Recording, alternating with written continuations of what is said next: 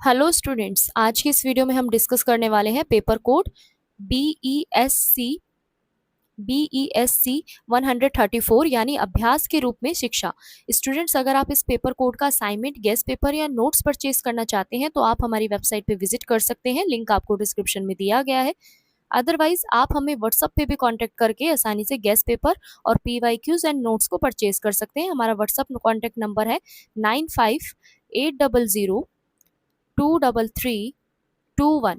ये हमारा WhatsApp contact number है जो आपको डिस्क्रिप्शन में भी दिया गया है। आप डायरेक्ट हमें व्हाट्सअप पे भी मैसेज करके असाइनमेंट एंड गेस्ट पेपर को परचेज कर सकते हैं। स्टूडेंट्स, इस बार हम गेस्ट पेपर में 25 मोस्ट इंपॉर्टेंट क्वेश्चन लेकर आए हैं आप सभी के लिए। अगर आप हमारी क्लासेस के साथ साथ गेस्ट पेपर को भी कवर कर लेंगे तो आप 90+ स्कोर आसानी से कर सकते हैं। इसी के साथ साथ हमारा जो टेलीग्राम जो चैनल का लिंक है वो आपको डिस्क्रिप्शन में दिया गया है, तो उसको भी ज्वाइन करना ना भूलें। तो चलिए स्टार्ट करते हैं आज की वीडियो को, जिसमें हम डिस्कस करने वाले हैं पेपर कोड BESC 134 यानी अभ्यास के रूप में शिक्षा। तो स्टूडेंट्स, यहाँ पे जो आपका पहला प्रश्न रहने वाला है वो ये है कि ई अधिगम की अवधारणा की व्याख्या कीजिए। ई अधिगम के किन्हीं दो उपकरणों की चर्चा भी कीजिए। तो स्टूडेंट्स, अगर हम बात करें ई अधिगम की अवधारणा की, तो ई अधिगम जो है, यहाँ पे ई अधिगम के जो उपकरण है, अगर हम इसकी चर्चाओं की बात करें तो आज के डिजिटल युग में जो शिक्षा का जो स्वरूप है वो तेजी से बदल रहा है। अब केवल कक्षा में बैठकर ही शिक्षा प्राप्त करना यहाँ पे आवश्यक नहीं था या नहीं है, ठीक है। तो इंटरनेट, कंप्यूटर और मोबाइल की सहायता से कहीं से भी हम आज के समय में कभी भी शिक्षा को प्राप्त यहाँ पे कर सकते हैं, या हमारी जो शिक्षा है वो प्राप्त की जा सकती है। तो इसी प्रकार से जो शिक्षा को यहाँ पे ई अधिगम भी कहा जाता है। तो देखो, आज के समय में डिजिटल युग में शिक्षा का जो रूप है ना वो बहुत तेजी से बदल रहा है। तो अब जो आपकी जो कक्षा है, केवल आप कक्षा में ही बैठकर अपनी शिक्षा को प्राप्त करना आपके लिए सिर्फ जरूरी नहीं रह गया, बल्कि आप दुनिया के किसी भी कोने में कहीं से भी बैठकर इंटरनेट के माध्यम से, कंप्यूटर, मोबाइल फोन की सहायता से आप कहीं से भी अपनी शिक्षा को प्राप्त कर सकते हैं। तो इसी प्रकार की जो शिक्षा है उसको हम क्या बोलते हैं? ई अधिगम बोलते हैं। ई अधिगम उसे कहा जाता है।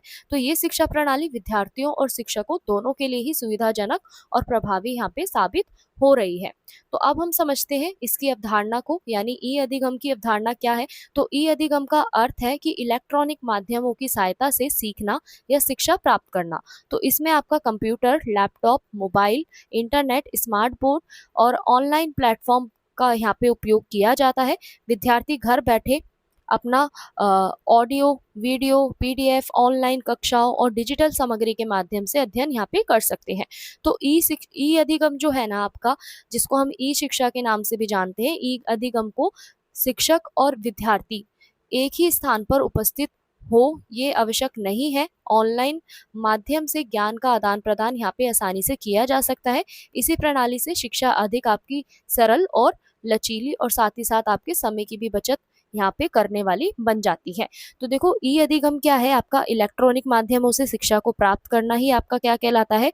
ई अधिगम कहलाता है। इसके अंदर आपके जितने भी इलेक्ट्रॉनिक उपकरण हैं, जैसे आपका कंप्यूटर है, लैपटॉप है, मोबाइल फोन है, इंटरनेट है, इन सभी का उपयोग करके जब हम घर बैठे ही ऑडियो के थ्रू, वीडियो के थ्रू, PDF के थ्रू, ऑनलाइन कक्षाओं के थ्रू जब हम अपनी शिक्षा को प्राप्त करते हैं तो उसको हम क्या बोलते हैं?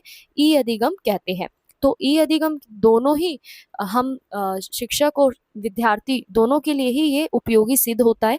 यानी आप एक ही स्थान पर उपस्थित हो या ना हो ये आवश्यक नहीं है, बल्कि आप ऑनलाइन माध्यमों से कहीं पे भी बैठकर शिक्षा का और ज्ञान का आदान प्रदान आसानी से कर सकते हैं। तो इस प्रणाली से जो आपकी शिक्षा जो है ना वो अधिक सरल बनी है, ठीक है, लचीली बनी है, और समय और संसाधन दोनों की भी यहाँ पे बचत हमें देखने को मिलती है। अब हम बात करते हैं ई अधिगम के लाभ कौन से। तो स्टूडेंट्स, यहाँ पे विद्यार्थी अपनी सुविधा के अनुसार कभी भी पढ़ाई कर सकते हैं। समय और यात्रा दोनों का ही यहाँ पे खर्च की बचत होती है। डिजिटल सामग्री को बार बार देखकर विषय को अच्छी तरीके से समझा जा सकता है और शिक्षा सभी क्षेत्रों तक पहुंचाई जा सकती है, चाहे विद्यार्थी दूर स्थान पर ही स्थित क्यों ना हो। तकनीकी ज्ञान और डिजिटल कौशलों का भी यहाँ पे जो विकास है वो होता हुआ हमें नजर आता है। अब हम बात करते हैं ई अधिगम के उपकरणों की। तो पहला क्या है आपका? Google classroom. गूगल क्लासरूम की बात करें तो यहाँ पे गूगल क्लासरूम एक लोकप्रिय ऑनलाइन शिक्षण मंच है जिसके माध्यम से शिक्षक और विद्यार्थी आसानी से जुड़ सकते हैं। शिक्षक इसमें अध्ययन सामग्री, नोट्स, असाइनमेंट और प्रश्न पत्र अपलोड कर सकते हैं। विद्यार्थी उन्हें डाउनलोड करके पढ़ सकते हैं और अपने कार्य ऑनलाइन जमा करा सकते हैं। तो इस उपकरण की सहायता से शिक्षक विद्यार्थियों की प्रगति पर भी नज़र रख सकते हैं और समय पर अपनी प्रतिक्रिया यानी फीडबैक दे सकते हैं। इसका उपयोग करना आसान है और ये शिक्षा को व्यवस्थित भी बनाता है। यानी आपका जो गूगल क्लासरूम है वो क्या है, आपका सबसे ज़्यादा लोकप्रिय ऑनलाइन शिक्षण मंच है, जिसके माध्यम से यहाँ पे आपके शिक्षक और विद्यार्थी दोनों ही आसानी से अपनी कक्षाओं से जुड़ सकते हैं। शिक्षक इसमें अपने जितना भी उनका स्टडी मटेरियल जो है, अध्ययन सामग्री जो है, नोट्स हैं, असाइनमेंट है, आपके प्रश्न पत्र हैं, इन सबको आसानी से वो अपलोड कर सकते हैं और विद्यार्थी भी उन्हें आसानी से डाउनलोड करके पढ़ सकते हैं। तो इससे क्या होता है कि अपना जो यहाँ पे जो कार्य है वो ऑनलाइन शिक्षक और छात्र दोनों ही क्या कर सकते हैं, जमा करा सकते हैं। तो इस उपकरण की सहायता से ना आपके शिक्षक और विद्यार्थी दोनों की ही हम प्रगति पे नज़र रख सकते हैं, यानी कितनी प्रोग्रेस हो रही है, और समय समय पर हम यहाँ पे अपनी फीडबैक भी दे सकते हैं। तो इसका उपयोग करना आज के टाइम में बहुत ज़्यादा आसान हो गया है और शिक्षा को ये व्यवस्थित भी बनाता है। वहीं बात करें हम ज़ूम की, तो ज़ूम क्या है कि एक ऑनलाइन वीडियो कॉन्फ्रेंसिंग प्लेटफॉर्म है जिसका जो उपयोग है वो वर्चुअल कक्षाओं के लिए यहाँ पे किया जाता है। इसके माध्यम से शिक्षक और विद्यार्थी लाइव कक्षा में शामिल होकर आमने सामने की तरह बातचीत कर सकते हैं। यानी आपका ज़ूम मीट की अगर हम बात करें तो ज़ूम क्या है, आपका यहाँ पे ऑनलाइन वीडियो कॉन्फ्रेंसिंग का एक प्लेटफॉर्म है जिसके माध्यम से हम वर्चुअल कक्षाओं को ये इसमें उपयोग किया जाता है वर्चुअल कक्षाओं के लिए, और शिक्षक और विद्यार्थी लाइव कक्षाओं में शामिल होकर आमने सामने की तरह इसमें क्या कर सकते हैं, बातचीत कर सकते हैं। ज़ूम में स्क्रीन शेयरिंग, चैट, रिकॉर्डिंग, प्रस्तुति जैसी जो आपकी सुविधाएं हैं वो हमें यहाँ पे उपलब्ध होती हुई दिखती हैं। यदि कोई विद्यार्थी किसी कारण से कक्षा में उपस्थित नहीं हो पाता तो वह रिकॉर्ड की गई कक्षा देखकर भी पढ़ाई कर सकता है। इस प्रकार ये उपकरण जो है वो आपके दूर स्थित शिक्षा को भी प्रभावी बनाने में महत्वपूर्ण भूमिका निभाता है। यानी ज़ूम पर आप अपना स्क्रीन शेयर कर सकते हैं, चैट कर सकते हैं, रिकॉर्डिंग कर सकते हैं, सारी सुविधाएं आपको वहाँ पे देखने को मिलती है। अगर कोई भी विद्यार्थी इन कारणों की वजह से, किसी भी कारण की वजह से कक्षा में उपस्थित नहीं हो पाता है तो वो क्या कर सकता है, रिकॉर्डेड क्लास भी देखकर अपनी पढ़ाई को पूरा कर सकता है। अब हम बात करते हैं आपके निष्कर्ष की। तो निष्कर्ष क्या कहता है इस प्रश्न का कि जो आपका ई अधिगम जो है ना वो आधुनिक शिक्षा प्रणाली का एक महत्वपूर्ण हिस्सा बन चुका है। ये शिक्षा को सरल, सुलभ और लचीला बनाता है। गूगल क्लासरूम और जूम जैसे उपकरणों ने शिक्षण और अधिगम की जो प्रक्रिया है उसको अधिक प्रभावशाली बनाया है। भविष्य में तकनीक के विकास के साथ ई अधिगम का महत्व और अधिक बढ़ गया है तथा गुणवत्तापूर्ण शिक्षा को हर व्यक्ति तक पहुंचाने में यहाँ पे महत्वपूर्ण योगदान ये देगा। तो देखो स्टूडेंट्स, अगर हम इसके निष्कर्ष की बात करें तो निष्कर्ष क्या कहता है कि जो आपका ई अधिगम जो है ना वो आपकी जो मॉडर्न एजुकेशन सिस्टम जो है यानी आधुनिक शिक्षा प्रणाली जो है इसका एक हिस्सा बन चुका है ऑलमोस्ट। ये आपकी शिक्षा को एकदम सरल बनाता है, सुलभ बनाता है, फ्लेक्सिबल यानी लचीला भी बनाता है। और जितने भी आपके उपकरण हैं, चाहे वो आपका गूगल क्लासरूम हो या फिर आपका जूम हो, ये जितने भी आपके उपकरण हैं ये सब शिक्षण और अधिगम की प्रक्रिया जो है यानी आपका जो लर्निंग प्रोसेस है उसको और भी ज़्यादा इफेक्टिव बनाता है, ताकि आप इन फ्यूचर जो भी आपकी टेक्नोलॉजी है, टेक्नोलॉजी के साथ साथ आपका डेवलपमेंट भी हो और आपका ई अधिगम का जो महत्व है वो और भी आने वाले समय में हमें बढ़ता हुआ देखने को मिल सकता है। तो स्टूडेंट्स, अगर हम बात करें यहाँ पे आपके गुणवत्तापूर्ण शिक्षक की, तो यहाँ पे गुणवत्तापूर्ण जो शिक्षा है ना वो हर व्यक्ति तक पहुंचाने में भी ये योगदान दे रहा है ई अधिगम। अब हम बात करते हैं अगले प्रश्न की। अगला प्रश्न जो है वो ये है कि वैश्विक स्तर पर किए गए किन्हीं दो शैक्षिक नवाचारों की व्याख्या कीजिए। यानी शिक्षा किसी भी देश के जो होती है आधार होती है। समय के साथ शिक्षा के क्षेत्र में अनेक आपके नए प्रयोग किए जाते हैं, नवाचार किए जाते हैं ताकि विद्यार्थियों को बेहतर, रोचक और प्रभावी शिक्षा मिल सके। वैश्विक स्तर पर कई ऐसे आपके शैक्षिक नवाचार हुए हैं जिन्होंने सीखने की प्रक्रिया को यहाँ पे बदल दिया है।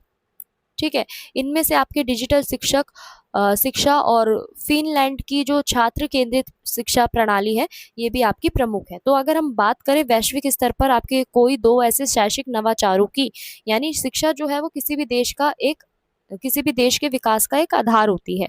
तो समय के साथ अगर हम शिक्षा के क्षेत्र में नए-नए प्रयोगों को देखें, नवाचार को देखें, तो यहाँ पे जितने भी आपके शिक्षा के अंदर इनोवेशन किए जाते हैं, नवाचार को ऐड किया जाता है, वो विद्यार्थियों को और भी ज़्यादा बेहतर ढंग से और प्रभावी ढंग से शिक्षा मिले इसलिए किया जाता है। तो वैश्विक स्तर पर हमें कई ऐसे नवाचार देखने को मिलते हैं स्टूडेंट्स, जो हमारी सीखने की प्रक्रिया को बिल्कुल बदल देते हैं। उनमें से आपका एक है डिजिटल शिक्षा और फ़िनलैंड की जो छात्र केंद्रित शिक्षा प्रणाली है, ये दोनों आपके प्रमुख हैं।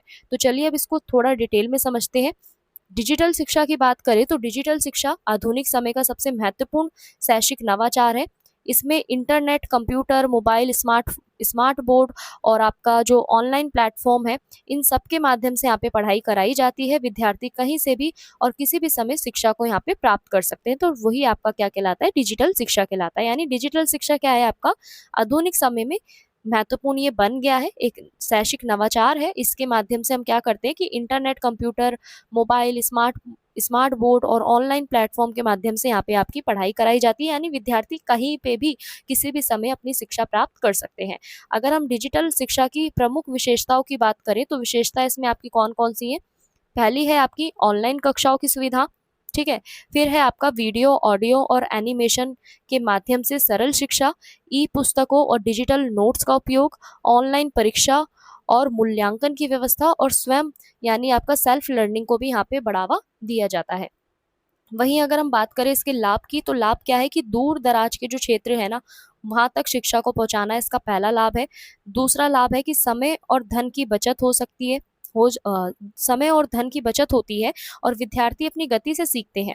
तकनीकी ज्ञान में वृद्धि होती है, शिक्षा अधिक रोचक बनती है और प्रभावी बनती है। वहीं अगर हम इसकी सीमाओं की बात करें तो सीमाएं क्या है कि इंटरनेट और डिजिटल उपकरणों की यहाँ पे आवश्यकता होती है। सभी विद्यार्थियों को समान सुविधाएं उपलब्ध नहीं होती। लंबे समय तक स्क्रीन देखने से आपका जो स्वास्थ्य है इस पे भी प्रभाव पड़ सकता है। तो फिर भी अगर हम बात करें, डिजिटल शिक्षा ने विश्व भर में ना आपके शिक्षा को अधिक सुलभ बनाया है और आधुनिक बनाया है। अब हम बात करते हैं यहाँ पे आपका जो फ़िनलैंड है, इसके अंदर जो आपकी छात्र केंद्रित शिक्षा प्रणाली है वो क्या है। तो यहाँ पे आपका जो फ़िनलैंड है जो है, इसमें फ़िनलैंड की जो शिक्षा प्रणाली है वो विश्व की सर्वश्रेष्ठ शिक्षा प्रणालियों में से एक गिनी जाती है। यहाँ जो शिक्षा का जो मुख्य उद्देश्य जो है वो केवल परीक्षा में अच्छे अंक लाना नहीं होता, बल्कि विद्यार्थियों का संपूर्ण विकास करना होता है। इस प्रणाली से विद्यार्थियों को सीखने की प्रक्रिया का यहाँ पे सीखने की प्रक्रिया का केंद्र माना जाता है। तो अब हम बात करें इसकी प्रमुख विशेषताओं की, तो पहली विशेषता क्या है कि कम गृह कार्य यहाँ पे दिया जाता है। यानी होमवर्क यहाँ पे स्टूडेंट्स को बहुत कम दिया जाता है। रटने की बजाय यहाँ पे समझाने पे ज़्यादा जोर दिया जाता है। खेल, कला, रचनात्मक गतिविधियों को भी महत्व दिया जाता है। शिक्षक और विद्यार्थियों के बीच में एक मित्रवत जो आपके संबंध होते हैं वो भी होते हैं और सभी विद्यार्थियों को यहाँ पे समान अवसर भी दिए जाते हैं। तो ये है आपकी इसकी विशेषताएं। अब हम इसके लाभ की बात करते हैं। लाभ क्या है कि विद्यार्थियों में आत्मविश्वास और रचनात्मकता यहाँ पे बढ़ती है, ठीक है। और मानसिक तनाव भी यहाँ पे कम होता है, सीखने में रुचि और आनंद बना रहता है। समस्या समाधान और आलोचनात्मक सोच भी यहाँ पे आलोचनात्मक सोच का भी विकास होता है। शिक्षा यहाँ पे आपकी जीवन उपयोगी और व्यवहारिक भी बनती है। वहीं अगर हम इसकी सीमाओं की बात करें स्टूडेंट्स, तो यहाँ पे आपकी जो सीमाएं हैं वो क्या है कि इस प्रणाली को लागू करने के लिए ना प्रशिक्षित जो आपके शिक्षक हैं, ठीक है, यहाँ पे जो आपके प्रशिक्षित जो शिक्षक हैं उनकी यहाँ पे हमें आवश्यकता होती है। और सभी देशों में इसे उपयोगी अ, सभी देशों में इसे उसी रूप में लागू करना आसान नहीं होता, क्योंकि सामाजिक और आर्थिक परिस्थितियां यहाँ पे सभी की अलग-अलग होती हैं। फिर भी फिनलैंड की जो ये शिक्षा प्रणाली है वो दुनिया के कई देशों के लिए यहाँ पे प्रेरणा का स्रोत बनी हुई बनी हुई है, ठीक है। इसके बाद है आपका निष्कर्ष। अगर हम निष्कर्ष की बात करें तो वैश्विक स्तर पर किए गए शैक्षिक नवाचारों ने शिक्षा को और अधिक प्रभावी बनाया है, आधुनिक और विद्यार्थी केंद्रित बनाया है। डिजिटल शिक्षा ने तकनीक के माध्यम से सीखने को आसान बनाया है, सुलभ बनाया है, जबकि फिनलैंड की जो छात्र केंद्रित शिक्षा प्रणाली जो है इसने विद्यार्थियों के सर्वांगीण विकास पर विशेष ध्यान दिया है। और इन नवाचारों से ये स्पष्ट होता है कि शिक्षा का उद्देश्य केवल ज्ञान देना नहीं होता, बल्कि सक्षम, रचनात्मकता और जिम्मेदार नागरिक तैयार करना होता है, जो समाज और राष्ट्र के विकास में महत्वपूर्ण भूमिका यहाँ पे निभा सके। अब हम बात करते हैं स्टूडेंट्स हमारे अगले प्रश्न की। ई लर्निंग या फिर हम कह सकते हैं ई अधिगम के लाभ और कमियों की हमें यहाँ पे व्याख्या करनी है। तो अगर हम बात करें ई अधिगम की, तो ई अधिगम का अर्थ क्या है कि कंप्यूटर, इंटरनेट, कंप्यूटर, मोबाइल या अन्य डिजिटल माध्यमों की सहायता से शिक्षा प्राप्त कराना। यानी आज के समय में ये शिक्षा का एक महत्वपूर्ण तरीका बन गया है। विद्यार्थी घर बैठे ऑनलाइन कक्षाओं, वीडियो, ई पुस्तकों और विभिन्न शैक्षिक ऐप्स के माध्यम से पढ़ाई कर सकते हैं। विशेष रूप से कोरोना महामारी के बाद से ई अधिगम का उपयोग जो है यहाँ पे बहुत तेजी से बढ़ गया है। वहीं अगर हम बात करें यहाँ पे ई अधिगम के लाभ की, तो पहला लाभ क्या है कि ई लर्निंग के द्वारा ना हमारे को क्या मिलता है, समय और स्थान की हमें यहाँ पे सुविधा मिलती है। यानी ई अधिगम का सबसे बड़ा लाभ यही है कि विद्यार्थी कहीं भी और किसी भी समय अपनी पढ़ाई कर सकते हैं। उन्हें स्कूल या कॉलेज जाने की यहाँ पे आवश्यकता नहीं होती। इससे उनका समय और यात्रा दोनों का ही खर्च बचता है। वहीं बात करें कम खर्चीला, सेकंड जो लाभ है आपका वो क्या है कि कम खर्चीला, यानी ऑनलाइन शिक्षा में आपकी जितनी भी किताबें हैं, यात्रा है और रहने का जो खर्चा है वो कम हो जाता है। कई ऑनलाइन पाठ्यक्रम और अध्ययन सामग्री आपकी निःशुल्क भी उपलब्ध होती है, जिससे आर्थिक रूप से जो कमजोर विद्यार्थी होते हैं उनको भी यहाँ पे लाभ मिलता है। अगला जो पॉइंट है वो ये है कि अपनी गति से सीखने का अवसर, यानी हर विद्यार्थी की सीखने की क्षमता अलग होती है। ई अधिगम में विद्यार्थी अपनी सुविधा के अनुसार वीडियो को रोक कर, दोबारा देख कर या धीरे धीरे पढ़कर विषय की अच्छी तरीके से जानकारी वो समझ सकते हैं। यानी जो ई लर्निंग जो है ना, उसके अकॉर्डिंग हम क्या कर सकते हैं, अपनी जो सीखने की जो क्षमता है उसको भी हम बढ़ा सकते हैं, समझ सकते हैं। यानी जो भी विद्यार्थी जो हैं, सभी विद्यार्थियों की जो सीखने की क्षमता होती है वो अलग-अलग होती है, जैसा हम सभी को पता ही है।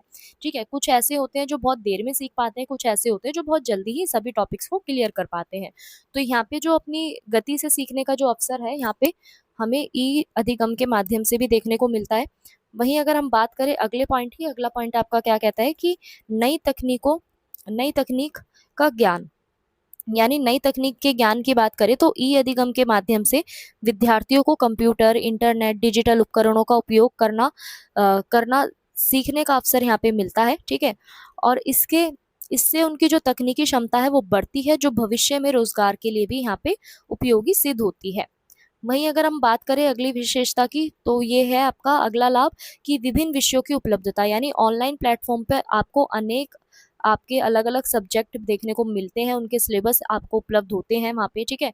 अनेक आपके जो विषय हैं, उनके जो पाठ्यक्रम हैं वहाँ पे उपलब्ध होते हैं। विद्यार्थी अपनी रुचि यानी इंटरेस्ट के अनुसार वो वहाँ पे किसी भी विषय को जाकर अध्ययन कर सकते हैं और अपने ज्ञान का विस्तार और भी ज़्यादा कर सकते हैं। वहीं अगर हम इसकी कमियों की बात करें, ई अधिगम की कमियों की पहली कमी क्या है कि इंटरनेट और उपकरणों की आवश्यकता, यानी ई अधिगम के लिए अच्छा इंटरनेट, मोबाइल, टैबलेट या कंप्यूटर आवश्यक होता है। ग्रामीण क्षेत्रों या आर्थिक रूप से कमजोर परिवारों के जो विद्यार्थी हैं उनके लिए ये एक बड़ी समस्या हो सकती है।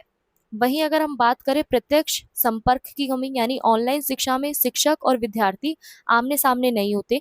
इससे प्रश्न पूछने और चर्चा करने और व्यक्तिगत मार्गदर्शन करने में भी यहाँ पे कठिनाई हो सकती है।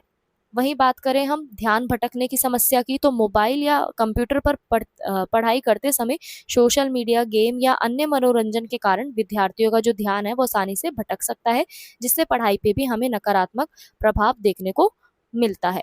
वहीं बात करें व्यवहारिक शिक्षा में कठिनाई, तो यहाँ पे आपके ना कुछ विषय हैं, जैसे आपका विज्ञान है, चिकित्सक है, इंजीनियरिंग है, इन सब में प्रयोगशाला और व्यवहारिक कार्य ना बहुत ज़्यादा आपके ज़रूरी होते हैं। बेसिकली अगर हम सिंपल लैंग्वेज में बोले तो आपके प्रैक्टिकल्स यहाँ पे बहुत ज़्यादा ज़रूरी होते हैं। तो ई अधिगम के माध्यम से इनका पूरा अनुभव प्राप्त कर पाना यहाँ पे छात्रों के लिए कठिन हो जाता है। वहीं अगर हम बात करें स्वास्थ्य पर प्रभाव, तो लंबे समय तक स्क्रीन के सामने बैठे रहने से आंखों में दर्द, सिर दर्द, गर्दन और पीठ में दर्द जैसी समस्याएं यहाँ पे हो सकती है। साथ ही शारीरिक गतिविधियां कम होने से भी स्वास्थ्य पर बुरा प्रभाव हमें देखने को यहाँ पे मिल सकता है। अब हम बात करते हैं इस प्रश्न के निष्कर्ष की। निष्कर्ष क्या कहता है कि ई अधिगम जो है वो आधुनिक शिक्षा का एक प्रभावी और उपयोगी माध्यम है। ये विद्यार्थियों को समय, स्थान और सुविधा के अनुसार सीखने का अवसर प्रदान कराता है तथा डिजिटल ज्ञान को बढ़ावा देता है। हालांकि इंटरनेट को उपलब्धता, प्रत्यक्ष संवाद की कमी और स्वास्थ्य संबंधी समस्याएं जो है इसकी प्रमुख कमियां हैं। यदि ई अधिगम का सही तरीके से उपयोग किया जाए और इसे पारंपरिक शिक्षा के साथ जोड़ा जाए तो ये शिक्षा की गुणवत्ता को और बेहतर बना सकता है। इसलिए ई अधिगम को भविष्य की शिक्षा का महत्वपूर्ण यहाँ पे आधार भी माना जाता है। अब हम बात करते हैं स्टूडेंट्स अगले प्रश्न की। अगला जो प्रश्न है आपका वो ये है कि नाली काली परियोजना क्या है और ये किस तरीके से एक नवाचार परियोजना थी। तो अगर हम बात करें नाली काली परियोजना की, तो नाली काली परियोजना आपकी प्राथमिक शिक्षा के बच्चों के लिए सरल, रोचक और आनंददायक बनाने की एक विशेष शिक्षण पद्धति है। इसकी शुरुआत आपकी कर्नाटका में की गई थी। नाली का अर्थ यहाँ पे क्या है कि सीखना, और काली का अर्थ यहाँ पे क्या है कि खुशी या आनंद, अर्थात खेल में आनंद के साथ सीखना इस परियोजना का मुख्य उद्देश्य हमें देखने को मिलता है।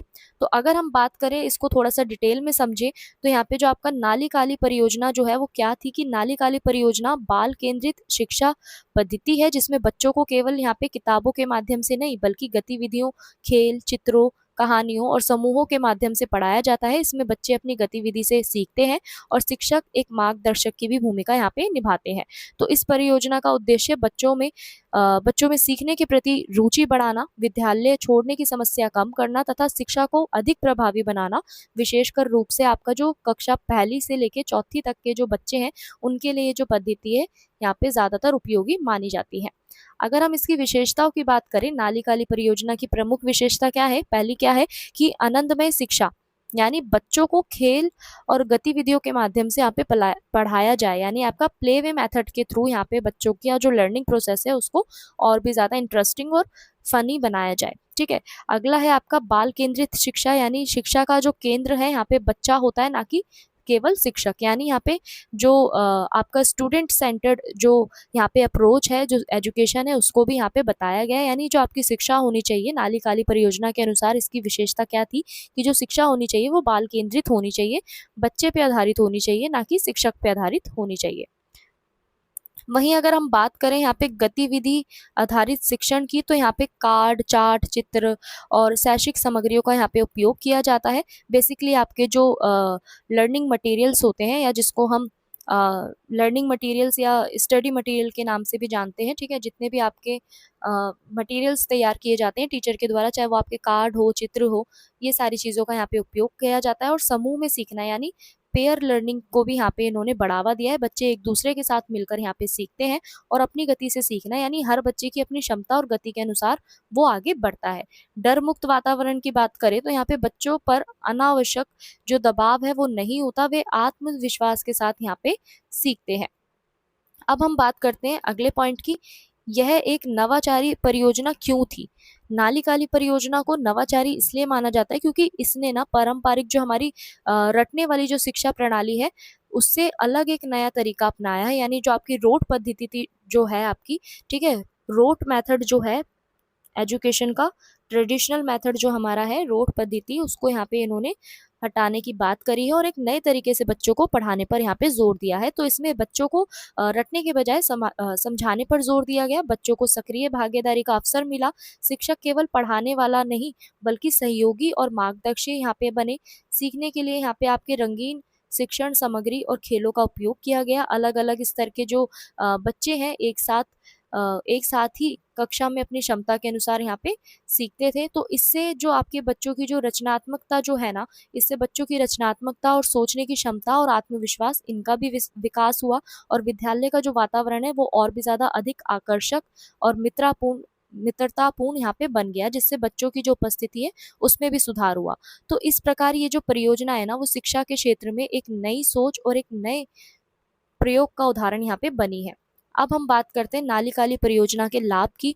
तो ये बच्चों की ना सीखने की जो रुचि है, यानी बच्चों के अंदर इंटरेस्ट पैदा करती है लर्निंग को लेकर, स्टडी को लेकर, ठीक है, और साथ ही साथ आपका जो शिक्षा जो है उसको सरल और मनोरंजक भी बनाती है, यानी इजी बनाती है, और साथ में आपका इंटरेस्टिंग भी बनाती है, एंटरटेनमेंट भी हमें यहाँ पे देखने को मिलता है बच्चों को। और विद्यालय छोड़ने वाले जो बच्चे हैं उनकी भी संख्या यहाँ पे कम होती है। और बच्चों का जो मानसिक, सामाजिक और बौद्धिक विकास है वो भी हमें यहाँ पे देखने को मिलता है। यानी ऑल ओवर यहाँ पे आपके समग्र विकास की बात भी की गई है नाली काली परियोजना में। ठीक है, तो शिक्षक और विद्यार्थियों के बीच का जो बेहतर संबंध है वो भी यहाँ पे स्थापित होते हुए हमें नजर आते हैं। और जो आपके कमजोर विद्यार्थी हैं, कमजोर विद्यार्थी भी अपनी गति से सीख कर आगे बढ़ सकते हैं।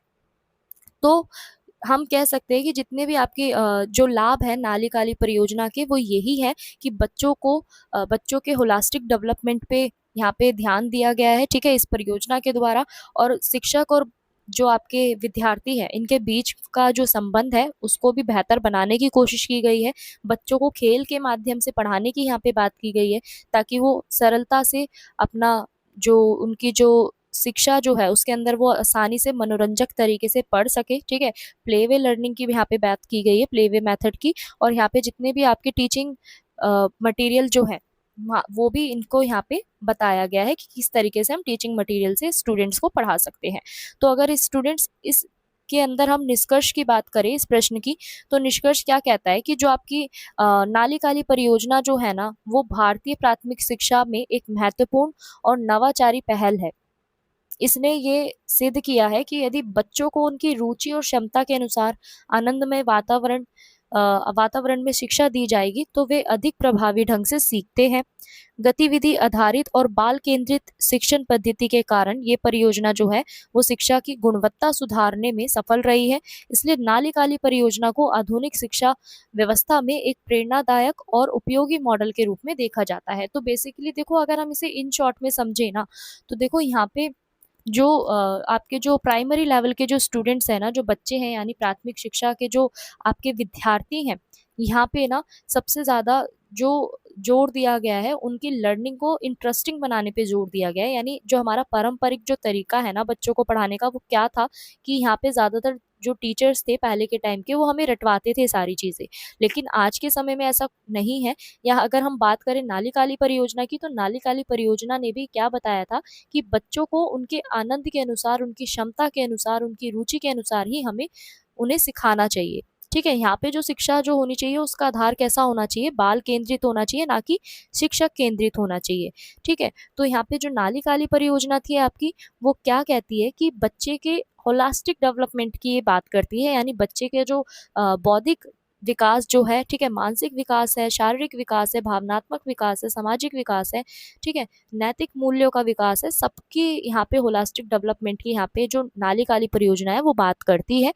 और ज़्यादातर ये अ, जो योजना है आपकी, वो शिक्षा की क्वालिटी में सुधार लाने के लिए हमेशा हमें सफल देखने को मिली है। ठीक है, तो मॉडर्न जो आपका एजुकेशन सिस्टम जो है, यानी आधुनिक जो शिक्षा की जो व्यवस्था है, ये उसके लिए एक मोटिवेशन का भी काम करती है।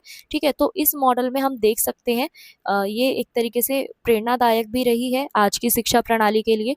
तो यहाँ पे ज़्यादातर बच्चों को ना और अधिक ढंग से हम कितने तरीके से, कितने प्रभावी ढंग से समझा सकते हैं, पढ़ा सकते हैं, इसमें बात की गई है। तो यहाँ पे जो बच्चों को जो पढ़ाने की बात की गई है, वो सिर्फ यहाँ पे मार के, डांट के या भयभीत तरीके से, यानी डरा कर यहाँ पे पढ़ाने की बात नहीं करी गई है। यहाँ पे बच्चों को हम किस तरीके से आसानी से उनकी जो लर्निंग जो है, उनका जो अधिगम है, उसकी प्रक्रिया को हम कितना सरल बना सकते हैं, कितना रोचक बना सकते हैं, इसमें इसकी बात की गई है। तो यहाँ पे जो आपके प्राथमिक शिक्षा जो है ना, उसके अंदर एक नवाचार पहल यहाँ पे शुरू की गई थी नाली काली परियोजना के द्वारा। यानी एक इनोवेशन लाया गया था आपका प्राइमरी एजुकेशन के अंदर यहाँ पे। और साथ ही साथ आपका जो यहाँ पे जो वातावरण बताया गया था शिक्षा का, वो कैसा बताया गया था कि बच्चों को हम जब भी प्रभावी ढंग से पढ़ा सकते हैं, जब हम वहाँ का जो एनवायरनमेंट है वो कैसा रखेंगे, फेयरलेस रखेंगे। यानी उसमें जो आपका भय जो है, भय को अगर हम हटा देंगे, ठीक है, और आनंद में वातावरण रखेंगे, तभी हम बच्चों को प्रभावी ढंग से शिक्षित कर पाएंगे। और यहाँ पे जो बच्चों का जो सिलेबस जो होगा, पाठ्यक्रम जो होगा, वो भी बाल केंद्रित ही होगा। ठीक है, यानी इस तरीके से उसको फ्रेम किया जाएगा करिकुलम को, कि जो बच्चा जो है वो आसानी से उसको समझ पाए।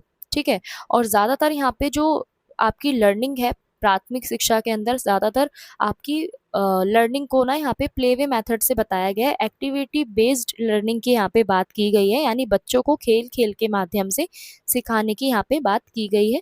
ज़्यादातर बच्चों को हम परियोजना कार्य कराएंगे, यानी एक्टिविटीज़ यहाँ पे कराएंगे, और जिनकी वजह से जो बच्चे हैं आसानी से इंटरेस्ट लेके यहाँ पे जुड़ पाएंगे, समझ पाएंगे सारी चीज़ों को। तो यहाँ पे इन सारी चीज़ों की यहाँ पे नाली काली योजना जो आपकी थी, नाली काली परियोजना, इसके अंदर बात की गई थी। तो स्टूडेंट्स, इसी के साथ हमारा ये प्रश्न भी जो है आपका समाप्त होता है।